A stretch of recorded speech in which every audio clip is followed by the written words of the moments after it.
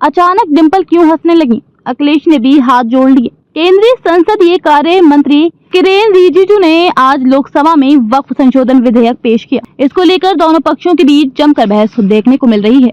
इस बिल पर पक्ष और विपक्ष के नेता आमने सामने हैं। संसद में दोनों तरफ से तथ्य के साथ तंज के बाढ़ भी छोड़े जा रहे हैं। सदन में भाषण के दौरान अखिलेश यादव के बीजेपी अध्यक्ष के चुनाव को लेकर एक व्यंग पर केंद्रीय गृह मंत्री अमित शाह ने भी पलटवार किया।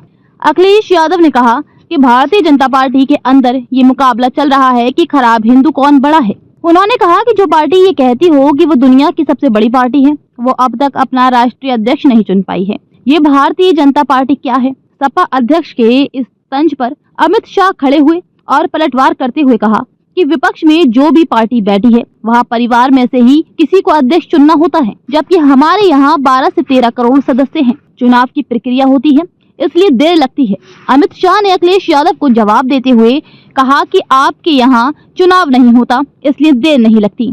मैं कह देता हूँ कि आप अगले 25 साल तक अपनी पार्टी के अध्यक्ष हो और कोई नहीं बन सकता। इस पर अखिलेश यादव ने मुस्कुराते हुए हाथ जोड़ लिए। साथ ही वक्फ बिल पर चर्चा में अखिलेश यादव ने कहा कि यहाँ मुसलमानों की बातें नहीं सुनी जा रही हैं। ये देश तो मिलीजुली संस्कृति से ही चला है। वक्फ बिल आखिरकार उम्मीद कैसे है? हमें तो ये ही समझ नहीं आ रहा है।